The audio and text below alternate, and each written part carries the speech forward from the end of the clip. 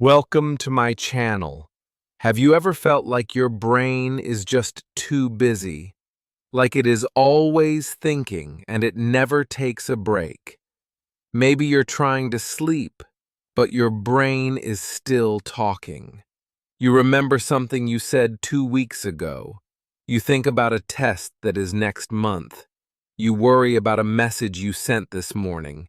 You play the same thoughts again and again like a movie on repeat.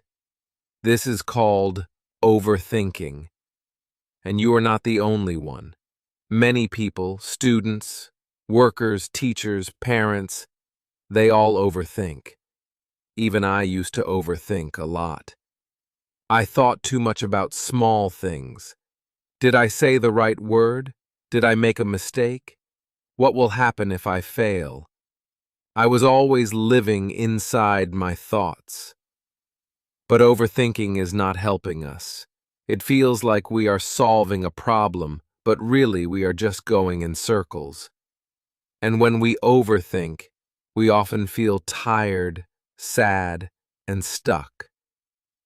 But what if I told you that there is a way out? Yes, you can stop overthinking. You can make your mind calm again. And you don't need difficult English or complicated ideas. In this video, I will show you how, step by step, using easy English. We will learn together. I will give you examples, and I will speak slowly and clearly. So if you are learning English and you also want to stop overthinking, this video is made just for you. So stay with me. Watch till the end. Each part of this video is important, and each step will help you more and more. If you miss one part, you might miss the solution. You are going to learn something useful, not just for your mind, but for your daily life. Let's begin. Chapter 1. What is overthinking? Let's begin by understanding what overthinking really means. The word sounds simple. Over plus thinking too much. But it's not just about thinking a lot. Thinking is normal. We think every day. We think when we make decisions, when we plan something, or when we solve problems. That kind of thinking is good. It helps us learn and grow. But overthinking is different. Overthinking means thinking in a way that doesn't help us. It means thinking too much about the same thing again and again. It means asking the same question in your mind over and over. It means worrying about the past or the future, even when there's nothing you can do. Let me give you a small example. Imagine you sent a message to your teacher. It was a simple message. Maybe you asked a question. But now it has been 30 minutes. And the teacher hasn't replied. You look at your phone. You check the message. Did you write it correctly? Did you sound rude? Maybe the teacher is angry? You check again after 10 minutes. Still no reply. You ask your friend, "Do you think the teacher is upset with me?" You go to bed, but the message is still in your mind. This is overthinking. You are not solving a problem, you are just going in a circle. The teacher will reply when they can, but your brain is too busy creating problems that don't exist. That is what overthinking does. It creates problems from nothing. Another example, you are in class and the teacher asks a question. You know the answer, but you don't raise your hand. You think, what if I'm wrong? What if people laugh? What if I pronounce it badly? So you stay quiet. Later you feel sad. You knew the answer, but you didn't speak. You go home and think about it for hours. Again, overthinking. Let's look at one more situation. You made a small mistake, maybe in your homework or during a conversation. It was not a big mistake. But your mind keeps repeating it. Why did I do that? Why didn't I check? What will they think about me? You keep going back to the same thought, even though the moment has already passed. This is also overthinking. So, what's the main problem here? The problem is not thinking. The problem is not trying to be careful. The problem is thinking too much and not doing anything. Thinking becomes a problem when it stops you from living in the present, when it makes you feel tired, anxious, and afraid, without solving anything. Many English learners say, "But I just want to be correct." That's okay, but sometimes trying to be perfect leads to overthinking. For example, you want to speak in English, but you wait and wait until the sentence in your mind is perfect. And by the time it is perfect, the moment has passed. The conversation is finished, and you feel bad. This is not learning. This is being stuck. So here is a simple way to understand the difference. Thinking helps you decide. Overthinking makes you doubt. Thinking makes your mind clear. Overthinking makes your mind tired. Thinking leads to action. Overthinking leads to nothing. Now you might ask, but how do I know when I'm overthinking? Here are some signs. You think about the same thing many times, but don't take any action. You feel stuck and confused after thinking. You feel worried or afraid, even when there is no clear danger. You ask yourself, what if, questions again and again. You find it hard to sleep or relax because of your thoughts. If you say yes to these, then maybe you are overthinking too. But don't worry, you're not alone. Many people do this. Even native English speakers, even confident people. Overthinking is part of being human. But the good news is, it can change. You can learn to think clearly, to take action, and to give your brain a rest. In the next chapters, we will learn how to do that.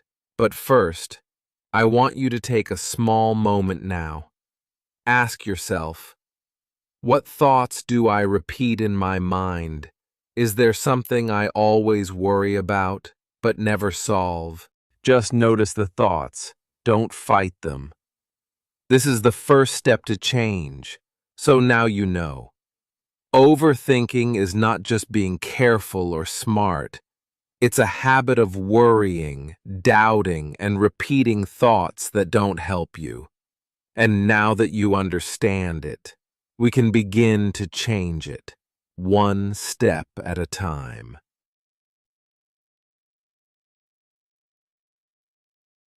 Chapter 2. Why do we overthink? Now that you understand what overthinking is, let's ask a very important question. Why do we overthink? Why does our brain do this? Why don't we just think clearly, make a decision, and move on? The answer is simple, but very deep. We overthink because we are afraid. Yes, fear is the biggest reason behind overthinking. Most of the time, we are not thinking, we are worrying. And when we worry, it is because we are afraid of something. Not a big fear like a snake or a fire, but small fears, silent fears, fears that live inside the mind. Let's look at a few common examples, especially for English learners. You are sitting in your English class. The teacher asks a question. You know the answer, but your mind starts speaking very fast. Should I say it? What if I'm wrong? What if my grammar is not correct? What if people laugh at me? What if I say it and the teacher doesn't understand? So you stay quiet. You don't speak. After class, you think about it again and again. You feel bad. You knew the answer, but you didn't speak. This is overthinking, and it comes from fear. Fear of being wrong, fear of looking bad. Another example. You want to write an email or a message in English. You type the message, but then you read it 5 times. You change some words. You check your grammar. You open a dictionary. You ask Google. You rewrite the message again. You're afraid that your English is not good. You're afraid the other person will judge you. So you wait a long time before you send the message, or sometimes you don't send it at all. Again, this is overthinking, and it comes from fear. Fear of judgment. Even outside the classroom, overthinking continues. You make a small mistake while speaking. You said, "he go" instead of "he goes." It's a small mistake, but your brain repeats it again and again. I should have said it right. I've studied this. Why did I say it wrong? What if people think I'm stupid? You're not stupid. You're just human. But your brain is afraid of what others think, afraid of being less than perfect. Now let's ask another question. Where does this fear come from? The truth is your brain is trying to help you. It wants to protect you. It says, be careful, don't make mistakes, stay safe. This thinking was useful long ago, when humans lived in forests and needed to protect themselves from danger. If you saw a lion, your brain would say, run. It was good to be afraid. Fear kept us alive. But now most dangers are not physical. The danger is not a lion. The danger is someone laughing at your English, or someone correcting you, or failing a test. And your brain still reacts the same way. It says, don't do it, don't speak, don't try, stay safe. But in this case, your brain is not protecting you, it is stopping you. Your brain doesn't always know the difference between real danger and emotional fear. So when you feel nervous, your brain tells you to stop, even if there is no real danger. That is why we overthink, because we listen to that fear. But we must remember something very important. You cannot grow if you are always trying to stay safe. Learning a language is not always safe. You will make mistakes. People might not understand you. You might feel nervous or embarrassed, but that is okay. That is part of learning. Let's look at this with a simple picture. Imagine your brain is like a security guard. A security guard wants to protect the building. If the guard sees something new or strange, it becomes alert. Is this safe? The guard asks. But sometimes, the guard says danger too quickly, even when there is no real problem. That's what your brain is doing. It sees every mistake as a threat, but it's not a threat, it's a lesson. So what should we do? First, we need to understand our fear. Look at it. Don't run away. Ask yourself, what am I really afraid of? Then say, is this fear real? Is it helpful? Usually the answer is no. You are not in danger. You are just learning. You are growing. You are trying something new. Second, we need to be kind to ourselves. Overthinking often comes from perfectionism, the idea that we must be perfect all the time. But nobody is perfect, not even native speakers. Everyone makes mistakes. What matters is not being perfect, but being brave. So next time you feel nervous before speaking or writing, take a breath and say, I'm not perfect, I'm learning, and that's okay. This simple sentence can reduce fear. It can help you move forward. Overthinking is a habit. It comes from fear. but you are stronger than your fear. And you can learn to change the habit, slowly, with practice, and with patience. In the next chapter, we will look at how to break the circle of overthinking. We will learn a simple method to stop the thoughts and take action. But for now, just remember this. Your brain wants to help you, but sometimes it gets confused, and that's okay. You can guide it back. You are in control. Chapter 3: The Circle of Thoughts and How to Break It. Have you ever had a small thought that turned into a big storm in your mind? It starts as something small. Maybe you forgot to say thank you to someone. Then your brain says, "Was that rude?" Then another thought comes, "Maybe they are upset with me." Then another, "What if they don't want to talk to me anymore?" And then more, "What if they tell other people I'm rude?" Now the small thought has become a big worry. You are not thinking clearly anymore. You are stuck inside what I call the circle of thoughts.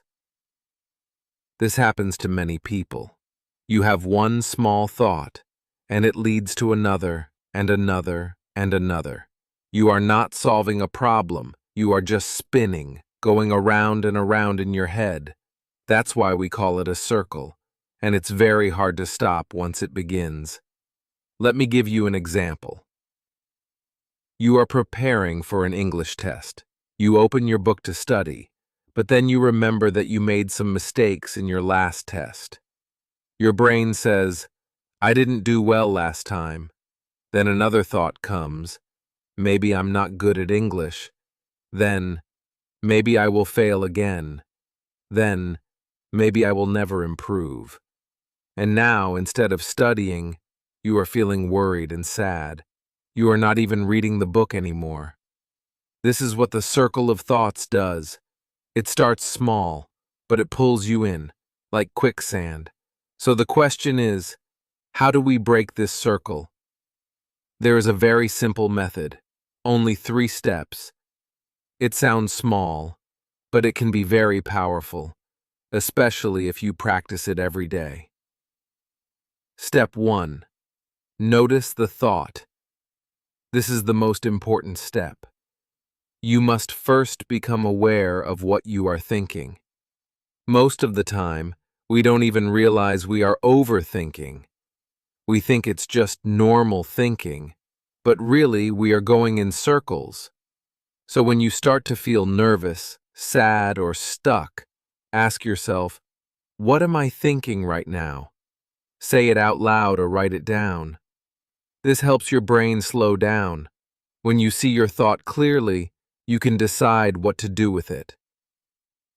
For example, let's say the thought is, "I will never be good at English." Stop and notice. This is not a fact. It's just a thought. It's not true. It's just something your mind is saying because you are scared or tired. Just by noticing it, you already have more control. Step 2. Say stop. Now that you've seen the thought, it's time to break the circle. This is where you use a strong word, stop. You can say it in your mind. You can say it out loud. You can even picture a red stop sign in your head. Say, "Stop. I'm not going down this road again." You are not fighting the thought. You are just telling your brain, "That's enough." You are stopping the circle before it gets bigger. For example, if the thought is, "What if I make a mistake in class?" You say, "Stop. This thought is not helping me. I've had this thought before. It's not useful." This step feels small, but it is very powerful. You are training your mind to not follow every thought. You are becoming the driver, not the passenger. Step 3. Focus on what you can do. Now that you've said stop, it's time to change your focus. Don't just sit in silence. Don't wait for the next worry. Instead, Ask, what can I do right now? This question brings you back to action. It brings you back to the present, and action is the opposite of overthinking. Let's go back to our example. You are afraid you will fail the test. You said, stop. Now ask, what can I do?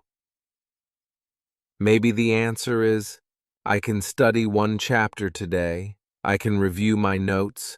I can ask my teacher one question. I can take a short break and come back with a clear mind. These are all small actions, but they are real. They move you forward. They break the circle. Let's try this method with another example. You want to speak in class, but you're afraid. You think, what if my grammar is wrong? Step 1. Notice it. You say, I'm afraid of making a mistake. Step 2. Say stop. You say, stop. This fear is not helping me. Step 3. Focus on action. You say, I will try to speak one sentence. That's enough for today. Can you see the change? You are no longer a prisoner of your thoughts. You are in control, and that control gives you confidence. Now you might ask, will this work every time? The answer is, maybe not the first time, or the second. But if you practice it, you will get stronger. The circle of thoughts is a habit, but you can build a new habit, the habit of stopping and choosing action. Remember, overthinking is like a circle. It feels endless, but you can break it with 3 small steps.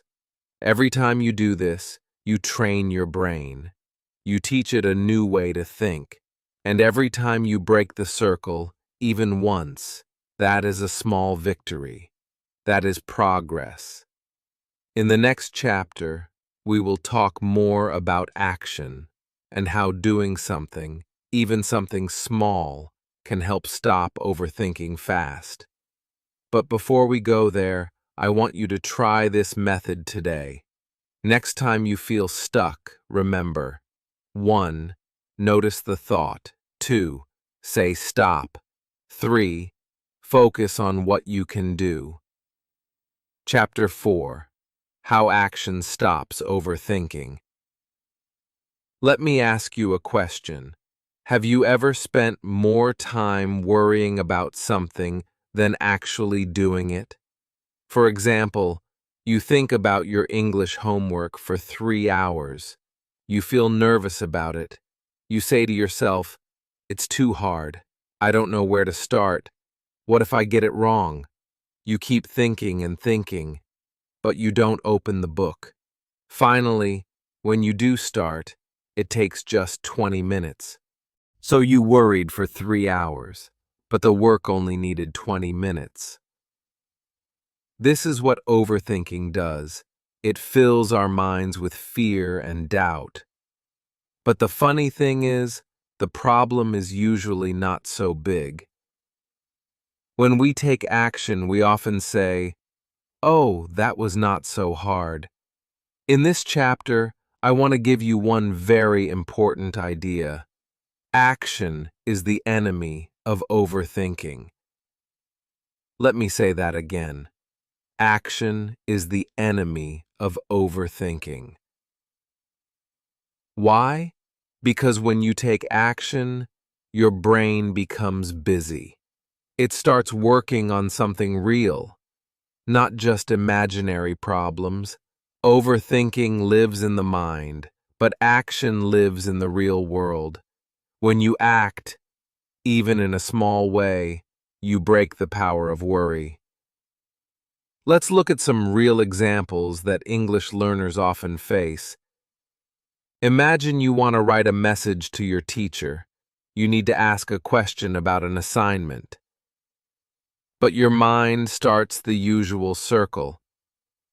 What if my grammar is wrong? What if they don't understand me? What if I sound rude? So, you do nothing. You wait. You overthink for 2 hours. Now let's imagine a different version. You feel a little nervous, but you say, "Okay, I will write one simple sentence." You write, "Hello, I have a question about today's class." That's it. And guess what? The teacher understands. They reply. The conversation starts. Problem solved. It wasn't perfect, but it was real. You acted, you moved, you broke the circle. Let's take another example. You're in class. You want to speak, but your mind says, "What if I say the wrong word?" So, again, you stay silent. You say nothing. You feel bad later. Now imagine, instead of staying silent, you raise your hand and say one sentence. I think the answer is water. You're not sure. Maybe your grammar isn't perfect, but you said something, and the teacher smiles. You feel proud. Even if it wasn't perfect, you acted. This is how action builds confidence. Every time you do something, even something small, your fear becomes smaller. Now let's understand what kind of actions work best when you are overthinking. You don't need big steps. You don't need to speak in front of 100 people or write a long essay in 1 hour. You just need to take one small action. Here are some examples. If you are afraid to read a book in English, just read one paragraph. If you are nervous to write something, just write one sentence. If you feel shy to talk, say one word to start. If you are scared to ask a question, write it down and ask later. If you don't know how to start studying, set a timer for 5 minutes and start. Small actions are powerful because they lead to bigger actions. One sentence becomes two. One paragraph becomes a page. One word becomes a conversation. Think of it like this. Overthinking is like a heavy car stuck in the mud. If you try to push it all at once, it's too heavy. But if the car starts to move even a little, it becomes easier to push. That first movement, that's action. It gives momentum. It gives power. Many learners ask me, "What should I do when I feel stuck?" I always say, don't wait for the perfect time. Don't wait for motivation. Just do something small right now. Even washing your face, standing up, or opening your notebook can be a small victory. There's another reason action is so powerful. When you act, you start to get feedback from the world. You try something, and the world answers. You speak, and someone replies. You write, and someone reads it.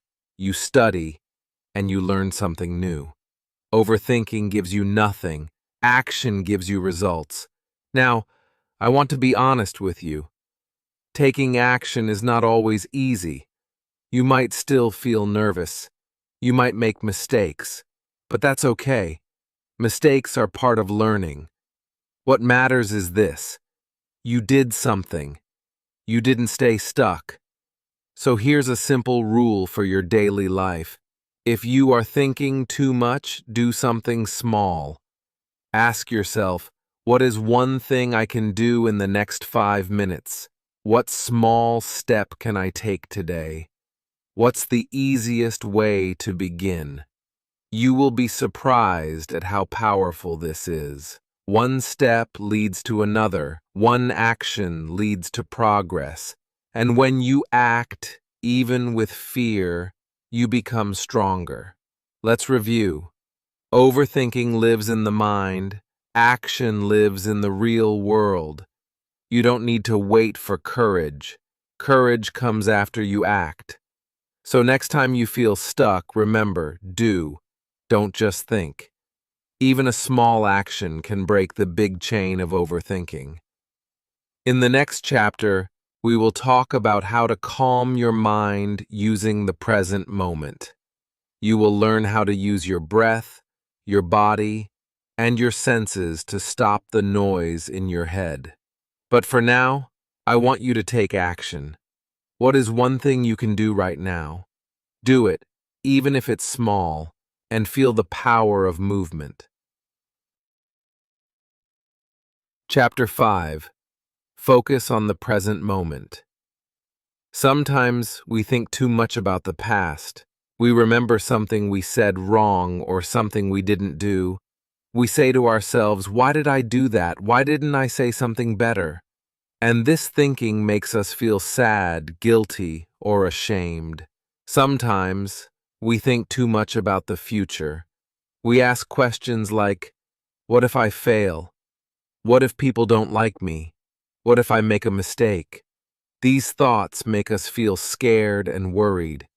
But there is one place where there is no sadness and no fear, and that place is right now, this moment, this second, the present. When you focus on the present, your mind becomes quiet. You are not thinking about yesterday. You are not thinking about tomorrow. You are just here. You are breathing. You are alive. You are safe. This idea is called mindfulness. It means paying attention to what is happening right now, not in your thoughts, not in your imagination, but in the real world. And the best part? Anyone can do it. You don't need special training. You don't need to be perfect. You just need to slow down and notice. Let me give you a few simple techniques. These are easy to do.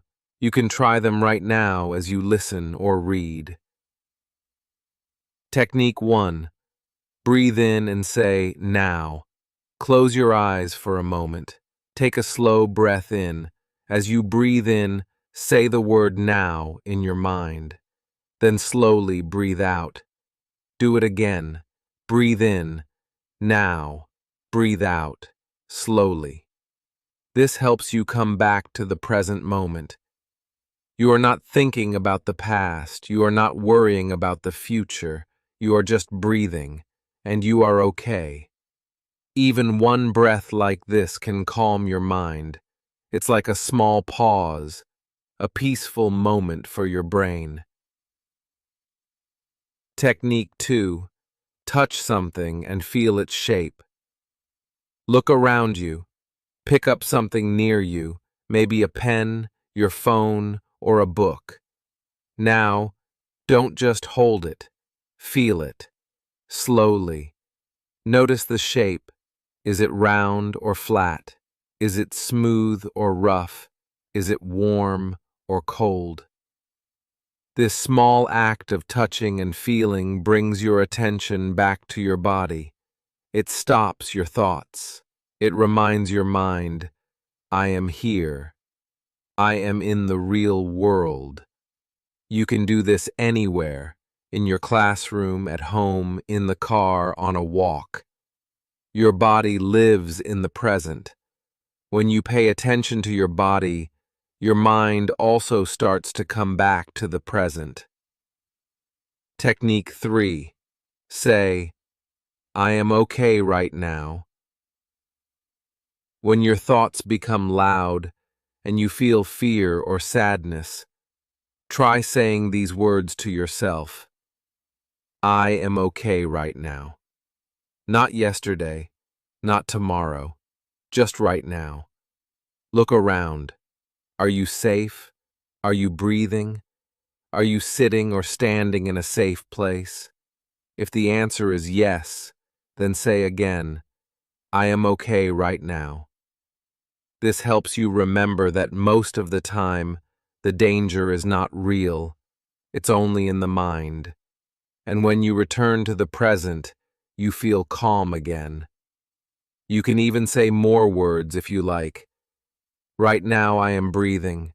Right now I am learning. Right now I don't need to worry. These words are simple, but they are powerful.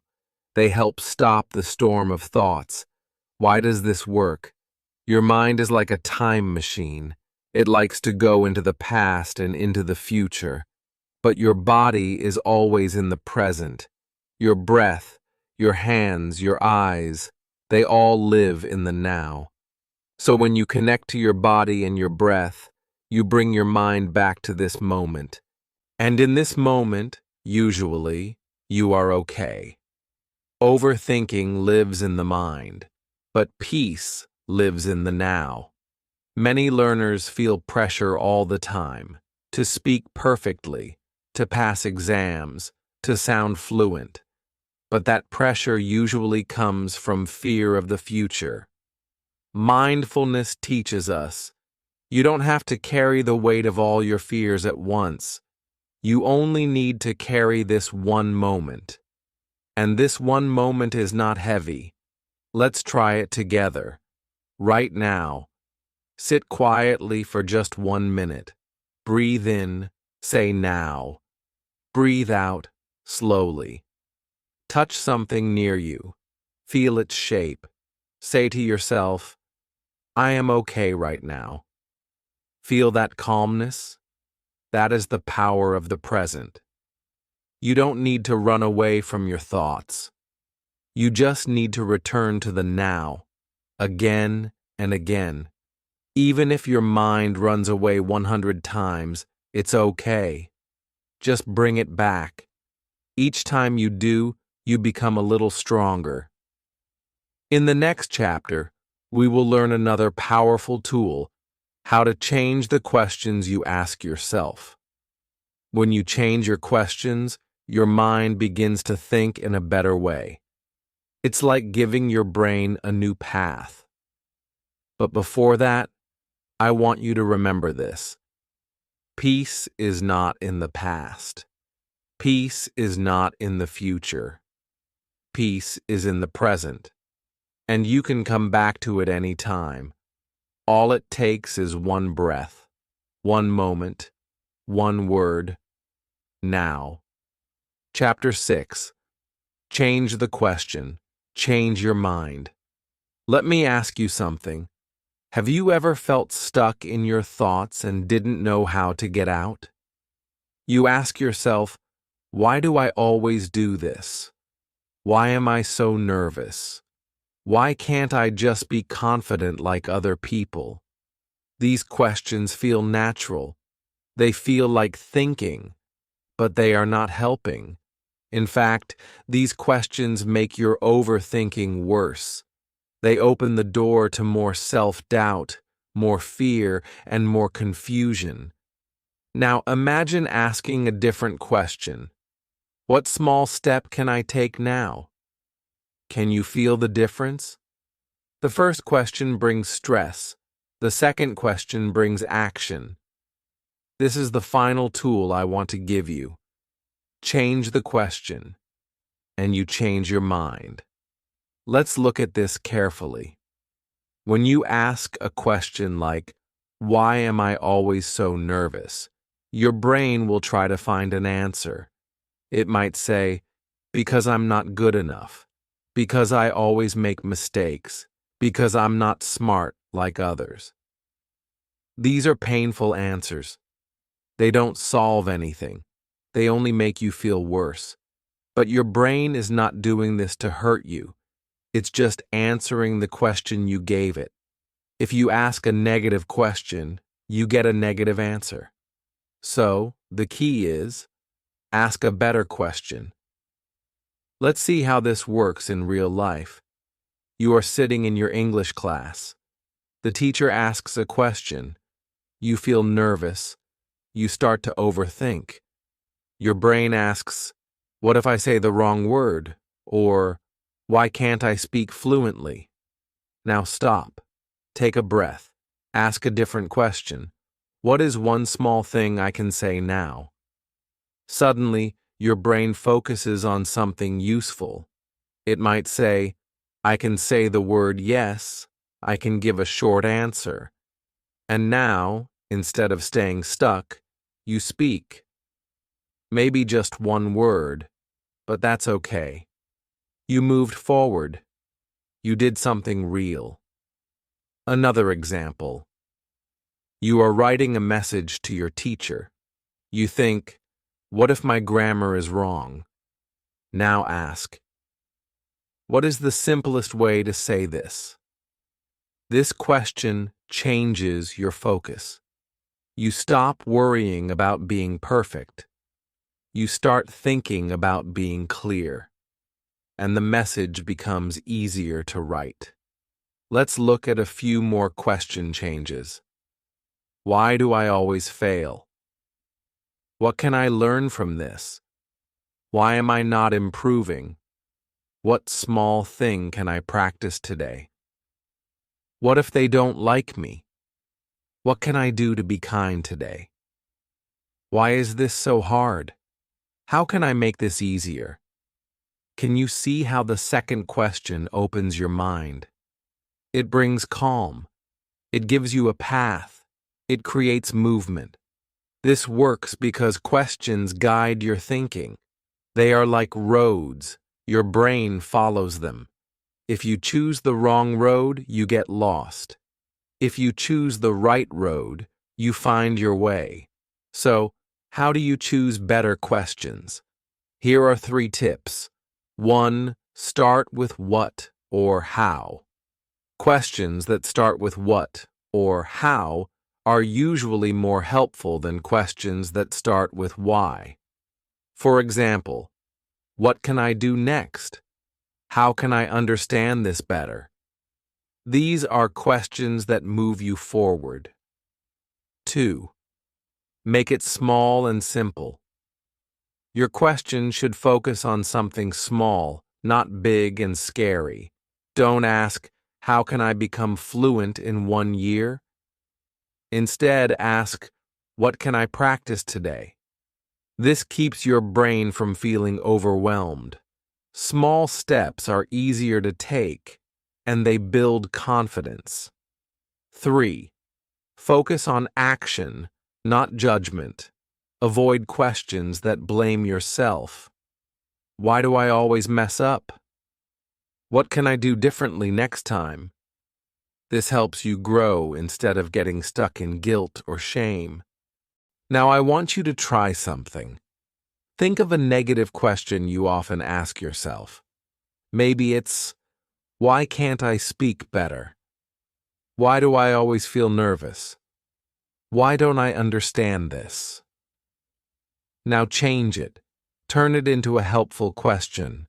For example, what is one word I can use today? How can I relax before I speak? What part of this can I understand right now? Try this every day. When a bad thought comes, don't fight it. Just change the question. Your brain will follow your lead. You are not a victim of your thoughts. You are the one in control. And when you ask better questions, you create better answers and a better life. Let's go back to the start of this video. You wanted to learn how to stop overthinking.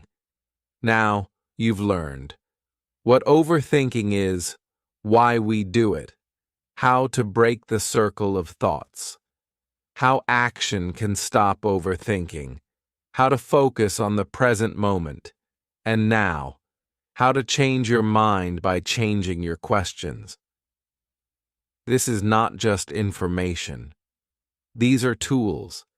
These are things you can use today, tomorrow, and every day. So the next time your mind is full, don't ask, why is this happening again? Instead, ask, what is one small step I can take now? And take that step. Even if it's small, even if it's slow, it's still progress. And every step makes your mind stronger, calmer, and clearer. You are not your thoughts. You are the person behind the thoughts. You have the power to guide them. Let's finish this journey together in the next part, with a small message just for you. So, now you have the tools to stop overthinking. You've learned why it happens, how it traps your mind, and most importantly, how to break free from it. You don't need to fight your thoughts. You just need to understand them and take one small step at a time. From noticing your thoughts, to breathing in the present, to asking better questions, you now have simple ways to find peace and take action. If you found this video helpful, please click the like button. It really supports the channel. Share it with a friend who might also struggle with overthinking. And don't forget to subscribe so you never miss more videos like this, made with easy English for learners like you. Now, I want to hear from you. Do you overthink often? What is one thing that helps you stop? Write your thoughts in the comments. I read everyone, and I reply too. Let's keep learning, growing, and thinking clearly together.